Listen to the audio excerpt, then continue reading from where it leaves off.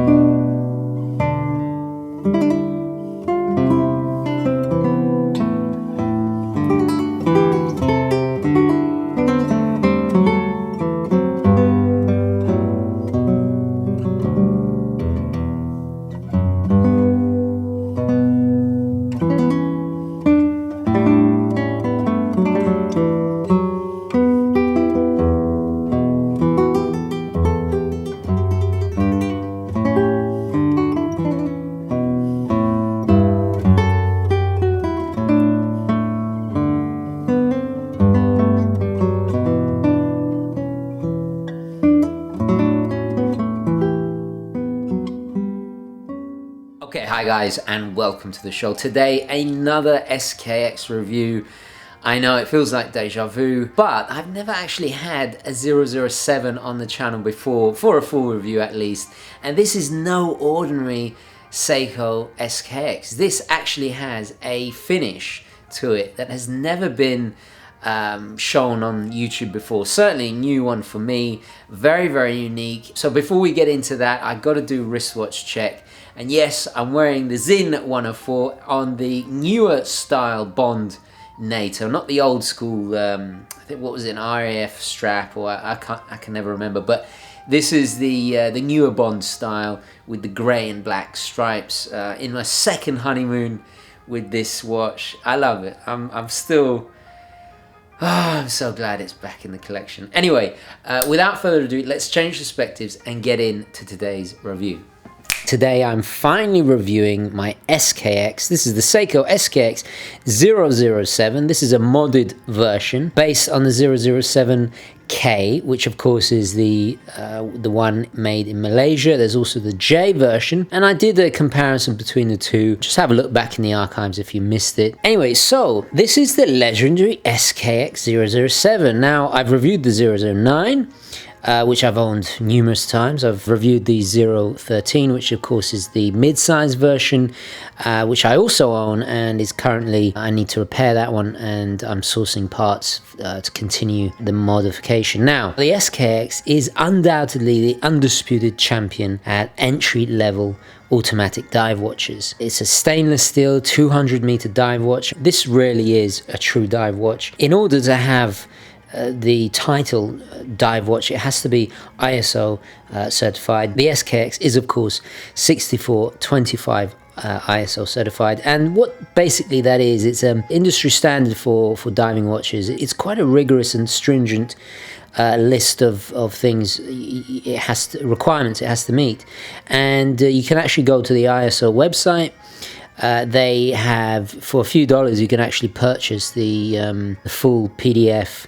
It's really detailed, and it goes through everything from pressure resistance, certain temperatures it has to operate, even anti-magnetism, saltwater resistance, shock resistance, legibility underwater and in low light. It's a really long list. It's not any easy feat. So to be able to find a true dive watch under $200, I mean, there's a few out there, but without a doubt, the Seiko is the proven master.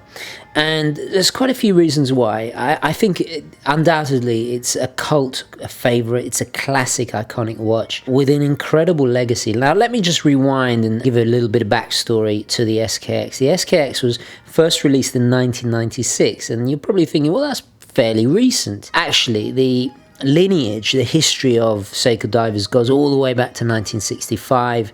The SKX007 was a replacement of the legendary 7002, and then before that we had iconic models like the 6105, which of course that was released in 1977, and some of you, if movie fans, will undoubtedly recognize it from Apocalypse Now, one of my favorite movies as well. So its history, its DNA can be traced all the way back in all these models, and Seiko really have had decades and decades of experience at making very affordable, very robust timepieces. Now, my love for the SKX goes back absolutely donkeys. I've always had some kind of Seiko diver. It's just a favorite of mine. There's just something about them, their tooliness, their unpretentious, straightforward. It's a real tool watch. It's a real diver, you know, like we explained earlier. But I do find occasionally I kind of get bored of it. Maybe it's over familiarity.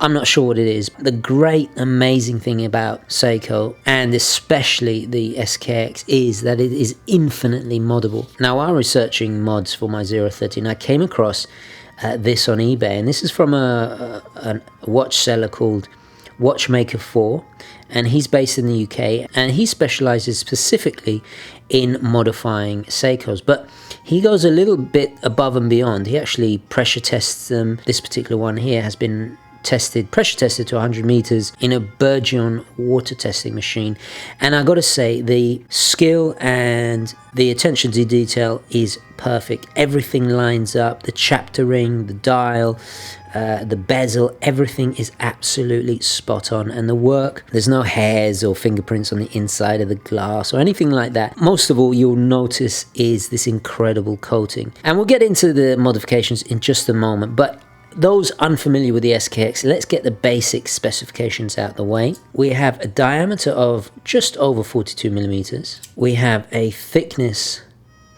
of 13.25. Lug to lug, we're looking at 45 millimeters, and then lug width, we're looking at 22 millimeters. So the size is very contemporary. Now, it is a little bit outside of my usual preferences for scale, but the great thing is about this cushion case, it's not that wide, and it really does hug the wrist. It wears like a 40. In fact, this wears smaller than my Rolex Submariner, which is a 40 millimeter diameter watch. Now, of course, if this is too big for you, you can get the 013. The case is entirely stainless steel. On the regular ones, we have, you know, beautiful brushed surfaces. I think it's polished on the sides, if I remember correctly. The crown, of course, is at the 4 o'clock position with this very cool little curvaceous crown guards, that cushion case. We have a 120 click bezel, and it is, of course, unidirectional. We have that beautiful matte black dial with those huge Lumibright, this famous Seiko Lume, of course. That beautiful sloping inwards chapter ring with clear minute markers. Then, of course, the day-date complication at the 3 o'clock. And I like how it's in white. It kind of mirrors the marker at the opposite side. On the back, of course, we have the famous Hokusei wave, and it's still got this sticker on, of course, which is fantastic. The iconic image of the tsunami wave. If you're familiar with Japanese art and culture, nature always plays the biggest role in their classic artworks. So there's always a kind of respect for nature. It's a very endearing little detail. We have Diver in orange, and this is of course the K version, so we don't have the extra text. A little bit cleaner. We have Seiko's regular Hardlex crystal, very flat and does not protrude. The bezel does a really good job of protecting it. We have that double kind of hobnail effect as the grip of the bezel. Very, very, very easy to grip, very functional. I love the tooliness, the unabashed instrument aesthetic of the Seiko. It just means business. We have Mercedes hands this time, which are a little kind of subtle nod to Rolex. I quite like that. I was never a massive fan of the Seiko hands, although they are extremely efficient with their loom because they're just so massive. This is the only disappointment. The loom is not as strong as the Lumi Bright markers. In fact, while we're talking about it, let's have a quick look at the loom shot. Now, unfortunately, the hands, not being Seiko Lumi Bright, Mercedes hands, are a little bit duller and they don't last as long as that tremendous renowned Seiko loom. And you can see there's a difference in the tone of it. But it still works, still functional, and it's nice to have the loom on the end of the second hand rather than the balance as opposed to the standard Seiko hands. And of course there is a loom pip on the bezel, again more actually matching the hands. Anyway, let's take it back to the studio.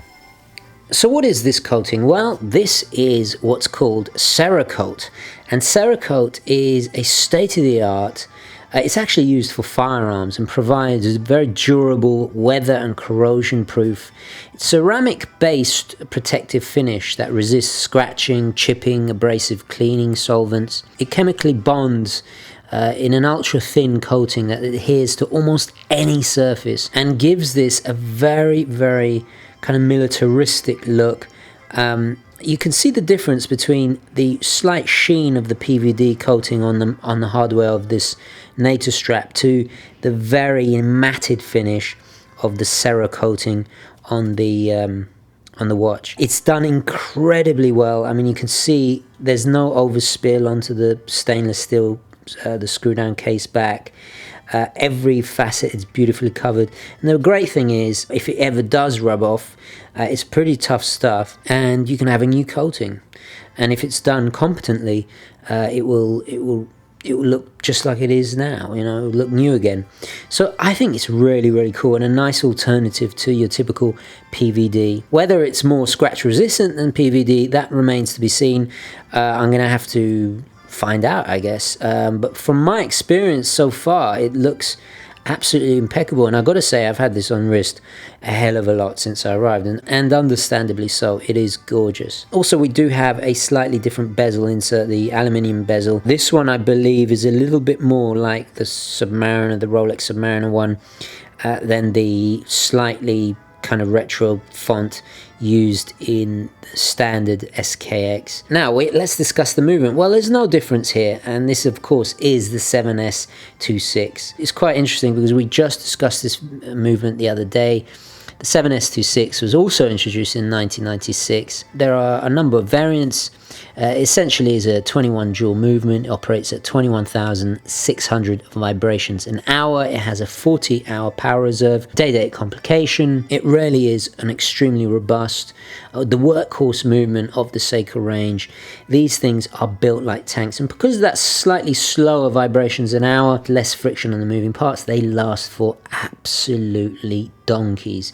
They've been known to go 10, 15 years without service. They come from the 7000 series, which just like the SKX itself, comes from a long lineage of movements. So Seiko really know what they're doing. And in fact, I recently saw an outstanding article explaining the intricacies, because yeah, it's an unabashed, very, very utilitarian, almost ugly looking movement, but that's not what it's about. It's not there to be pretty, it's there to be reliable, to take a bashing.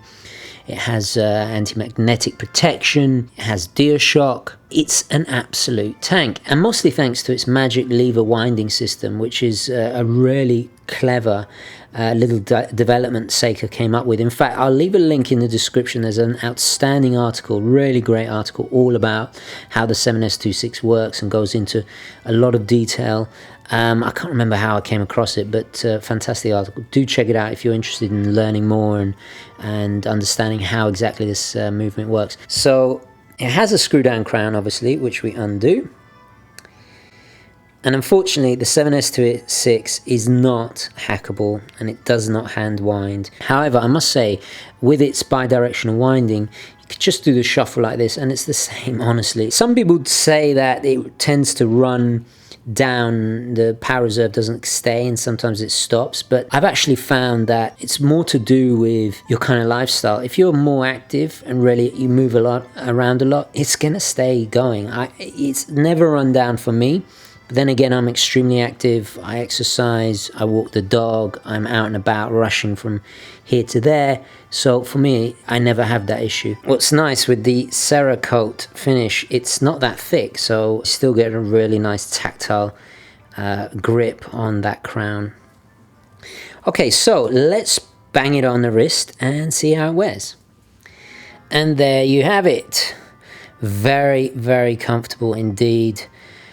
I just love it on this dark, rich, military-esque olive NATO strap. Even though it has the extra bit of strap underneath, it does sit very, very well. Its weight is about 103 grams. I don't know what the weight is with the Jubilee, but to be honest, I prefer it to wear on this. And in fact, actually, that was part of the motivation to getting a different version, because now I have the GMT on the Jubilee. The 009 with the red and blue color scheme was too similar. I wanted something a bit more exciting, a bit more different. And for me, this really does it. It's extremely comfortable. I don't find it too weighty whatsoever.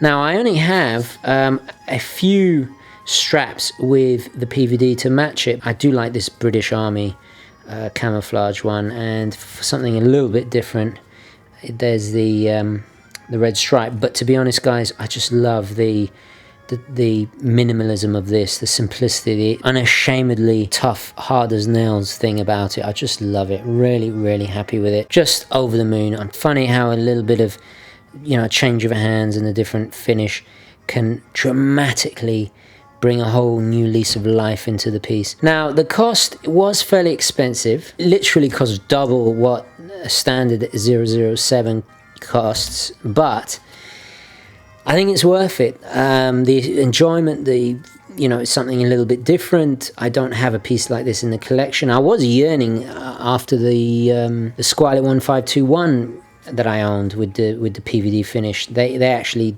have their PVD done by the same company that do the finishing on Beretta firearms. However, that is a $800 watch. For me, this is just perfect. It's very macho, it's very masculine. And at the end of the day, it really is fun and wears well. It really does wear well, and I'm chuffed to bits. I'm over the moon with it. Yeah, there's some downfalls, but let's take it back to the studio and actually address some of those positives and negatives.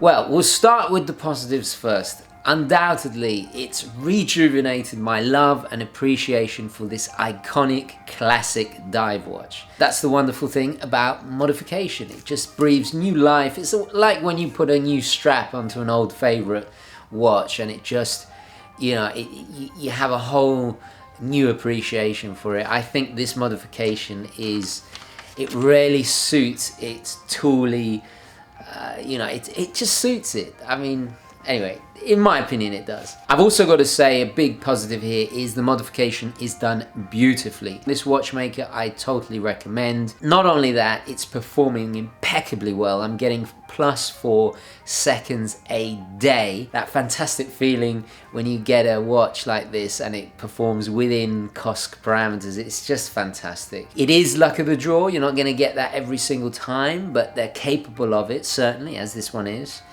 And yeah, it's just fantastic all-round quality. I cannot find any faults with the modification. Everything lines up, is perfect. Let's deal now with the negatives. Well, of course, No manual winding. This is the Achilles heel of the SKX. Although I'm starting to think if you need to manually top up your watch, then you're not wearing it enough. It almost demands your attention, and I kind of, there's something almost macho about it. However, I still would like manual wind, especially if it's not been in rotation. The Seiko shuffle does work perfectly fine, but it's just not very refined. If it was a true military watch, you'd want to have hacking, but I understand, you know, it's the 7S26. What are you gonna do? Possibly upgrade the movement. There's an idea for a future modification if it's possible. The major drawbacks of this watch, and I've got to say, it is not as versatile with this new military tool look, with the finish, with the I forget what it's called, not creosote, Cerakote. There we go. With the new Cerakote, it makes it so tooly, so military, that it wouldn't work with a jacket like this. Certainly casual smart. I'm not saying you can't do it, you can do whatever you want. It's only for casual, you know, walking the dog, hunting, maybe shooting, definitely, you know, or in a SWAT team scenario, perfect.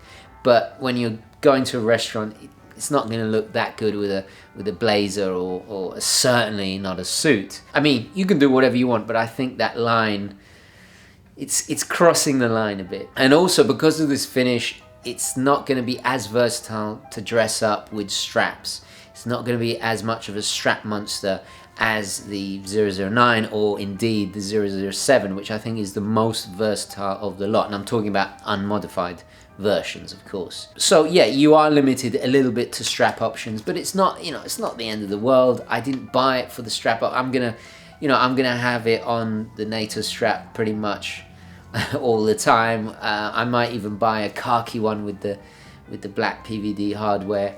I think that would be a good look as well. But one question remains, and that is it still the king of dive watches at this price category? And I'm sorry to say, it is. There's no doubt, it still is. Yeah, the Orients have hacking, manual wind, and superior movements, but this is still the icon. It's still got that heritage. It's still got that cult following. It's still a real dive watch, and nothing, I don't think anything can take its crown away at this price range, unless it's the SKX2, you know, that has yet to be seen. Some people say the Turtle is the newer Turtles, is the replacement. I feel like it's a totally different watch, to be honest. Doesn't have the same feel. The limitless modifications and possibilities with modifications just cement it, not only with its rich heritage, but as the king at this price range. You know, nothing's changed, in my opinion, of course. One major question that does arise is it worth the cost? And I've got to say, I think it is. Whether you feel justified in spending twice the amount on a regular 007 really is up to you. I'm extremely thankful I did. I have no regrets whatsoever, and yeah, I'm just loving it. Is possibly my last SKX, definitely for a long time, and I'm going to enjoy it as such. Okay guys, so I'm going to leave it there. Not really much more to add that I haven't said in countless videos already about this impeccable dive watch. So please don't forget to add your thoughts, queries, questions, opinions, all the rest of it in the comments below. I'd love to hear your feedback, especially about this particular version. I'll leave a link to Watchmaker 4. I believe his eBay name is in the description if you're interested in purchasing one of these yourself. I totally recommend his services, and a quick shout out to him if he's watching. Outstanding job. Thank you very much for watching. Please don't forget to like this video if you enjoyed it and found it useful, and as always guys, I will catch you in the next one. Okay, ciao.